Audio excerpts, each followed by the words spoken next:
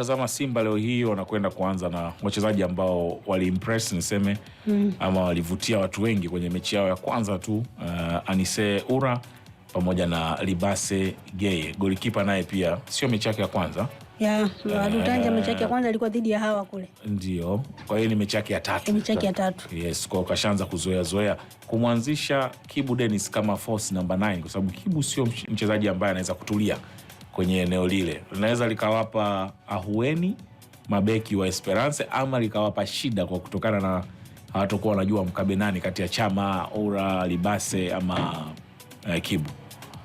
Kwa aina wachezaji ambao anacheza nao naona atalazimika zaidi kusimama kama striker. Na acha kwa hivyo kwa Mbeya City. Naona baada ya kuja Simba akambadilishia majukumu anacheza kitokea pembeni. Lakini nafikiri pia kuna namna pengine ya kocha amejaribu kumbadilisha. Kwa sababu unajaribu kuangalia mechi takriban 3 mfululizo amekuwa anajaribu kumtumia namba hii. Japo umeona amekuwa hana makali yale ambayo sawa na anapokuwa akitokea pembeni. Kwa hiyo nafikiri huenda mwalimu ameamua kumwanzisha hivyo au anacheza mshambuliaji wa mwisho labda kutokana na performance ndani ya uwanja wa mazoezi anayomuonesha tofauti na mastrika wengine watatu waliobakia wa Simba. Sababu ukiangalia Simba ina Selemani Mwalimu, ina Jonathan Soa pamoja na yule kijana aliyomsajili kutoka Mbeya City, lakini naona wote labda pengine mwalimu anaona kwenye kimfumo hawaingii bora amtumie Kibu. Lakini nafikiri pia anamtumia Kibu anamuofa vitu vingi kwa sababu Kibu wakati mwingine hata kama timu inashambuliwa anaweza kukuofa kushuka kwa ajili ya kuweza kufanya kusaidia timu kukaba. Kitu kingine pia nafikiri labda mwalimu pia anatembelea historia ya Kibu kwenye mashindano haya ya kimataifa.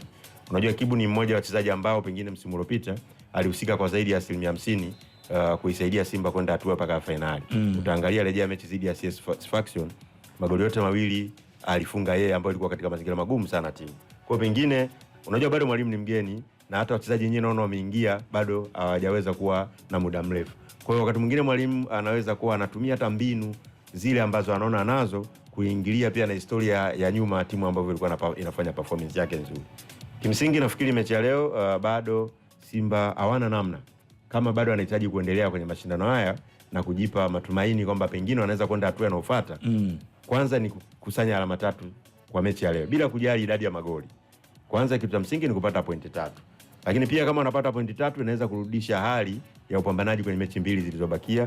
Kwa sababu hata ukiangalia tumeangalia hapa atmosphere ya uwanja, bado kuna watu ambao tayari wanaonekana wameshakata tamaa. Yaani ukiangalia Simba namna anavyocheza kwenye mashindano ya CAF na mechi ngumu kama hizi ya Esperance, kuangalia idadi ya watu waliopo uwanjani, unaona kuna kitu bado pengine watu hawajakuwa na imani nacho au matumaini nacho. Na hii inatokana kwa sababu Simba haijazoeleka pengine kucheza mashindano makubwa, mechi paka 3 haina matokeo ya ushindi. Yaani imefungwa mechi zote 3 mfululizo. Lakini na hii pia imehamia hadi kwenye ligi kuu walikuwa wanaingia toka ya matokeo ya ushindi wa namna wanaweza kuipata. Kwa hiyo kitu hichi pia wakati mwingine kinawapelekea watu kukata tamaa, na leo ina maana wakipata ushindi inaweza ikaamsha hali ya upambanaji, lakini pia hata mashabiki kuweza kuingia na kuona namna gani wanaisupport timu. Kitu ambacho unaona kabisa namna wachezaji walivyoingia wanaonekana pia wanahitaji hii mechi ya leo. Kwa hiyo ni mechi ambayo si rahisi kuiongea mdomoni au kwenye makaratasi. Ni mechi ambayo ili wapate ushindi wanahitajika kupambana kweli kweli. Kwa sababu gani? Esperance mwenyewe naye anapiga hesabu ana pointi zake 5. Leo anajua akikusanya 3 anakuwa na 8. Anakuwa kwenye sehemu anamfikia kwa sababu Stade Malien, lakini ana mechi moja kwake inayofuata zidi ya Petro de Luanda. Ambapo anajua akikusanya leo atakuwa na 8, akishinda ile anakuwa na 11, automatically anakuwa ameenda hatua inayofuata. Kwa hiyo ni mechi ambayo ngumu. Akishinda leo anakuwa na 8. Alafu mechi inayofuata anaenda kwake. Anaenda na Petro anamfuata Tunisia. Mechi yake moja ameza. Akishinda ile tu anakuwa na pointi 11 ambazo mechi inayofuata Simba ndo anaenda kwa Petro. Simba anaenda kwa Petro. Yeye anaenda Stade Malien ugenini. Lakini anamaliza ya mwisho kwake. Esperance atamaliza kwake. Kwa hiyo akipata leo pointi 8 na Simba naye atamaliza hapa na Stade Malien. Kwa hiyo Esperance anajua leo akishinda atakuwa na pointi 8. Anahitaji ile mechi ya mwisho tu ambayo atacheza nyumbani kwake apate pointi 3 na pointi 11. Ukiwa na pointi 11 kwa grupu lilivyo, automatically wamekwenda kwenye hatua ya robo final. Kwa hiyo si mechi ambayo pengine unaweza FM kutoka Dar es Salaam.